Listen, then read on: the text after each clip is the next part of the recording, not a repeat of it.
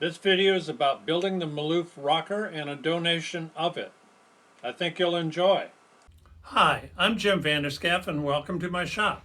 I see my job here as providing you woodworking education in an easily understandable and usable manner. I will be delighted if this helps you improve and move to a higher skill level. If you're new here, please click on the subscribe button down below and ring the bell. This will alert you to the next video that's coming so you won't miss anything new. Okay, so Jim Vanderscaff, Down East Wood Art, welcome to my shop. Today we're going to talk about a Sam Maloof inspired rocking chair that I built. And you can see what that looks like here. It has many features. For me, it was a wonderful challenge because I had never built something with this much curvature before. I mean, this has curvature all over it.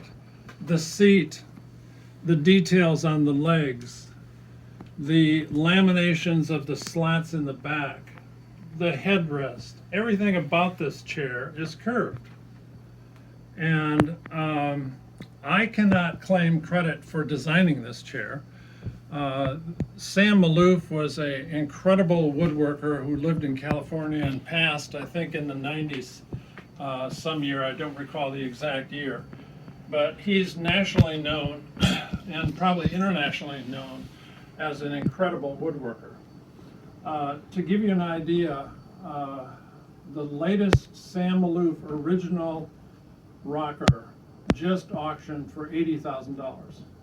That gives you an idea how much his work is prized. And his chairs have been in the White House, they've been in museums all across the country.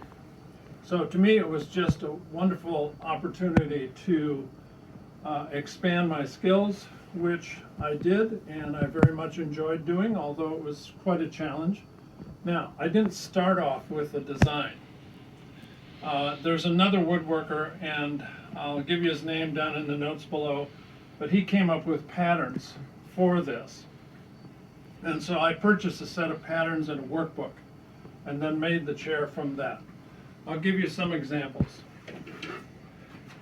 This is a typical pattern which you put over on a piece of wood that you're going to cut out, and then you cut it out along this pattern line, and then you fit. You're not done just by cutting it out, because now you've got to fit it in place right where it goes. And that's the same situation for every element of this chair. This is simply the headrest. Then you've got another pattern for the arms, and you use that pattern for the arms. You're cutting most of these pieces out of 8/4, that means 2 inches thick wood, and you cut like this particular armrest. You cut it down on the bandsaw, and then you shape it with various shaping tools that I'll show you in a little while. This is an example of a lamination, and these are used, I just made this as a different design than what I ended up with, but these are used in the back slats. And they're made up out of, I chose to do this, tiger maple, ash on the inside, and then walnut on the outside. And you say, well, how would you shape something like that? Well, here's how you do it.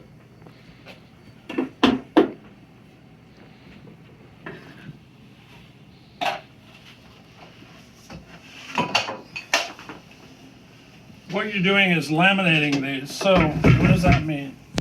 It means you put them in a form, and then you have another piece which presses this. I've got another piece of wood which presses this, and then I against here all the way around it, and then I clamp it in place, and you've glued these three pieces together. When you take it out of the form, it springs back a little bit, but the form is designed to overcompensate for that. So that's a form required for each one and every one of these back slats. The rockers themselves are another lamination.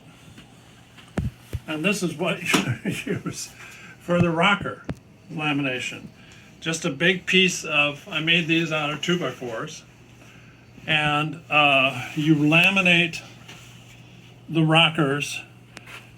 Every one of these rockers is consisting of, I believe I put ash on the bottom because it wears well, then walnut, then maple, then walnut, then maple, etc., all the way through.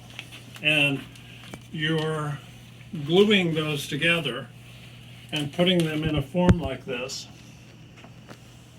and clamping it in place. And that's the way it works.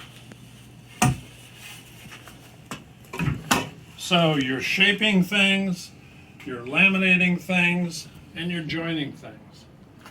A few more patterns just to give you the idea of how critical this design is. This is the back leg. It's the same leg on the other side, but this is again cut with very interesting notes and dimensions and everything like that to make it fit. So that goes in like that, and you cut that from, again, 8-quarter wood. This was walnut, and then you shape it.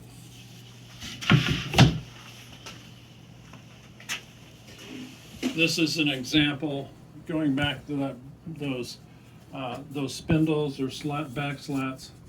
This is an example that I put together just early on to determine how well this was working.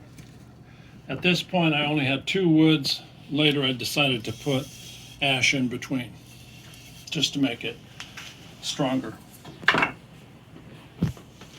Okay, so joinery. There's more to this.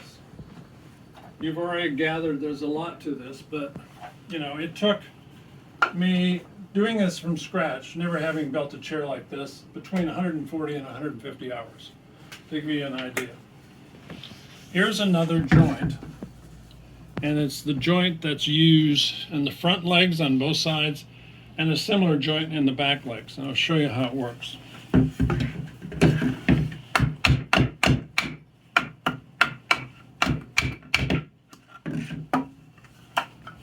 So what you do is you cut out this kind of a groove and that kind of a groove, and then you've got a piece of wood shown here that has a reverse side of that. So you join the two together, and you use special router bits to cut that, and then you cut it exactly. Once it's in place like that, it's a tight, perfect fit all the way around.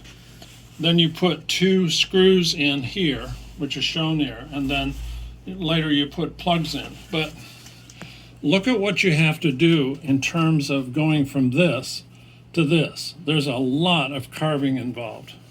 You don't just cut that on a table saw.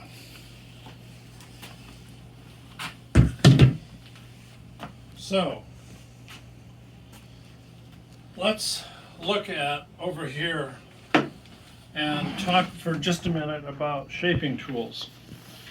The gross shaping is done with an angle grinder like this with various devices attached to it. This just happens to be one. This is used to cut out the seat. And you have an idea of where you want to make the cuts. You put lines to indicate how deep you want to put it, and then you use this angle grinder and you cut that out. You can imagine the amount of dust that you generate with something like this. Whoops. When you're doing finer work, I went to the trouble of purchasing a Fordham tool. That's this tool. It has a little electric motor, and then it has a whole series of bits that you can chuck in here for various purposes. All kinds of different bits for doing all kinds of work. So the way you use it is you've got a foot feed down here, and you switch this on. It's got a reverse, forward or reverse, and you can make it go as slow or as fast as you want, and you're just using that to carve.